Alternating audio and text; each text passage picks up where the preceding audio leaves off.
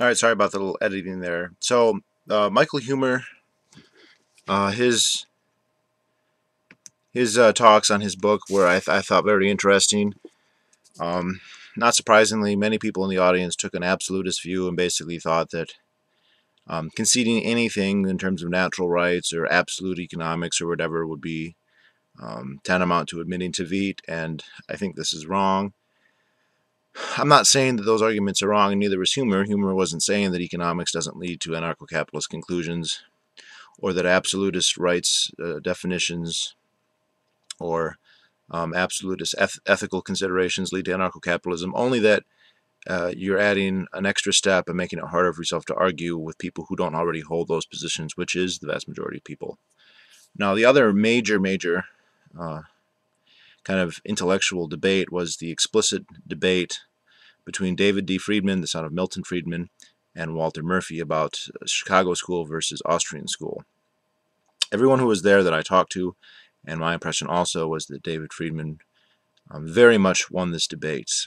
He has more credentials and experience, his name being no small part of that, but he is a formidable thinker and writer in his own right. Not that Murphy's not, but I don't think he's of equal caliber in this regard, at least not yet. That's not to say he never will be. Murphy was had to resort to just making jokes much of the time. Not that these weren't funny, but they weren't exactly arguments. If I had to characterize this, I think that there is, I believe, from what I can tell, just a semantic quibble Austrians have, is they don't want to call anything that is empirical economic. Now, and I've heard this said, I don't know of all Austrians, but they essentially strawman at least some economists. The straw man is that economists, mainstream economists, including the Chicago school presumably, don't have theory. They just set data curves. They look at data and then they try and extrapolate economic wisdom from that data. Perhaps there probably are economists who do this. David Freidman said that is not the explicit Chicago school position. That's not his position. That you start with a theory and then you use data to test it, and you use data to look for it. Now,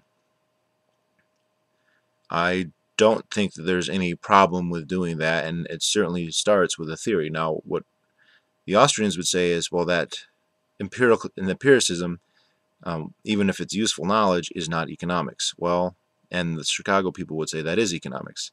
To me, that is a semantic quibble. Who cares? It's increasing knowledge. If we don't want to call it economics, that's fine. If we do want to call it economics, that's fine. I don't think it's a huge deal one way or the other. Maybe I am stepping on the toes of some people by saying that, but I don't see why. I would very much like to have seen Robert Higgs here, since he is an explicit Austrian, a follower of Mises, but somebody who uses statistical information all the time. Now, the Austrians would just call that economic history. Why the big distinction? Why the fight over it? I don't know. I think the ghost, the shadow that was hanging over the entire debate was that of Murray Rothbard, who ironically looked very similar to David Freidman.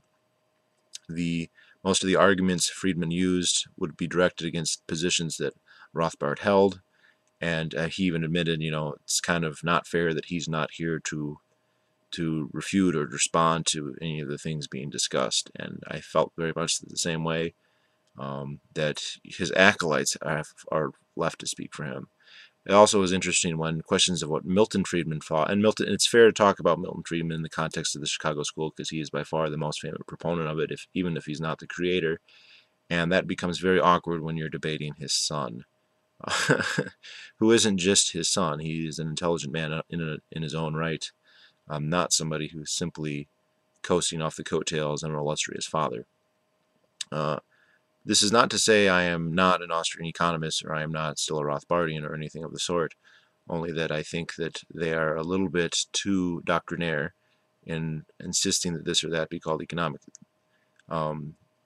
If you want to, that's fine, but we can still derive wisdom and knowledge and from looking at empiricism, which Austrians don't disagree with. It's a straw man to say they don't believe in empiricism any more than it's a straw man to say economists don't have a theory. It's just that they don't want to call it economics. I don't care what it's called. But I think that just in terms of a debate, without getting past the substance differences, which I think were mostly semantic, Freidman very much walked away with a handy victory. I think that was, I was talking to some people who knew Freidman better than I, and he were basically saying as much as that what would happen. That's what happened from my point of view and that of others.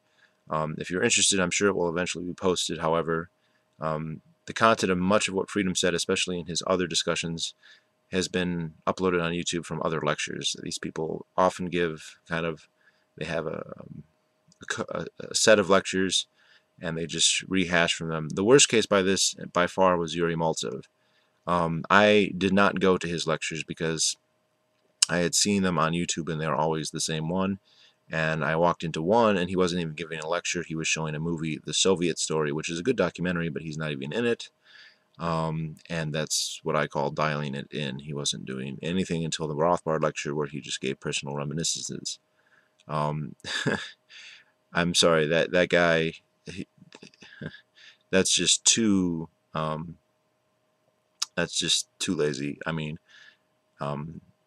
he has insights that he could give just by his personal experience in the Soviet Union. But honestly, anyone here would be better served by watching Legal Immigrants' video about growing up in the USSR than they would by watching a Maltsev interview. At least if they've only seen one, they don't need to see any more. But other than that, it's very interesting. It's very surreal to kind of get to meet these people and talk with them on the side. David Freidman basically had a mob around him all the time. Murphy and Salerno far less so. I was actually kind of felt bad for them in that sense. But it's interesting. Freidman apparently was making himself available. He was just walking around in a sweatshirt that said Chicago School, which was, I'm sure, not an accident.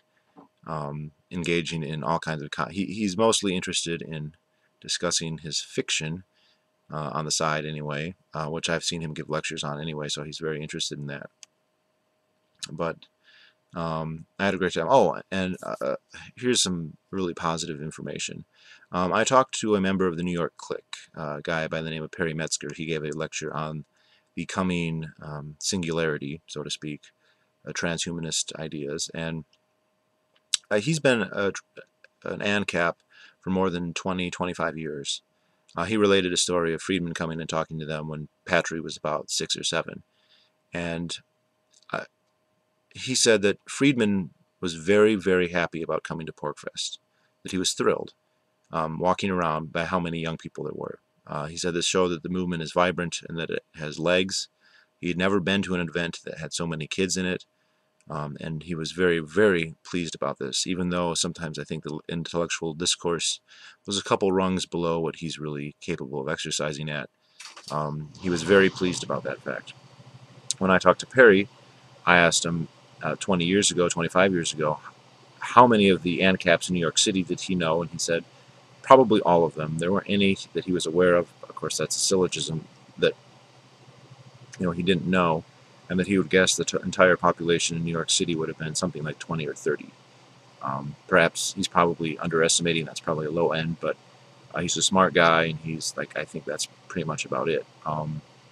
Juxtapose that with today, where my town of 10,000 people has 20 or 30 that I know about, and probably double that many that I don't. I'd say that there's been enormous progress, even though that's not to say it's a majority or even a very small minority. The growth has been enormous in the last few years, and I think that it's a significant enough political ideology at variance with the mainstream enough, and it's becoming common enough that we're probably already having an influence on the general society, although it may be very hard to gauge.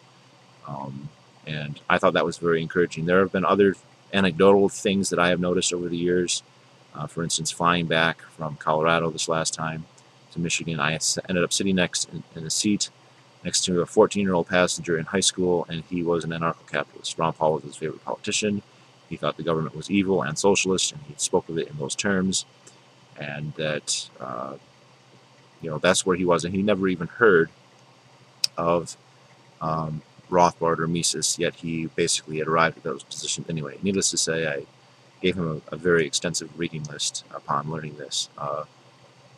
There's even at Porkfest grows, by the way. It was 30 to 50% larger this year as opposed to last year. It gets bigger every year.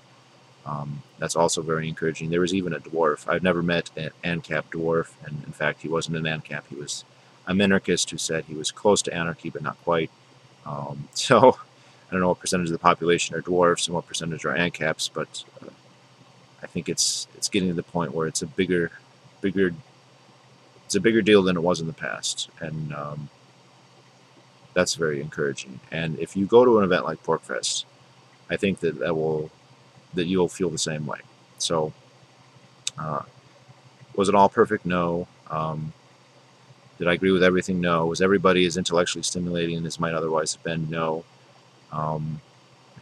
Were all the speakers equally worth the time? No. But there was important intellectual debate. Larkin Rose gave us several rousing talks. I guess I shouldn't neglect him. His talks about when you should shoot police are absolutely important for people to talk about and discuss. So I was glad he was there. I was glad I was able to see it. And again, Humer's book. This is a must-read. Michael Humer. Freidman's book, The Machinery of Freedom, is probably the place to start with him. Also, if you just type his name in YouTube, you'll find a number of lectures. I would recommend watching them. You will get the gist of what he said at Porkfest, more or less, other than the debate with Murphy, which will be posted, although I don't suspect it will be for several months still. All right, that's pretty much, and I'll talk to you all later.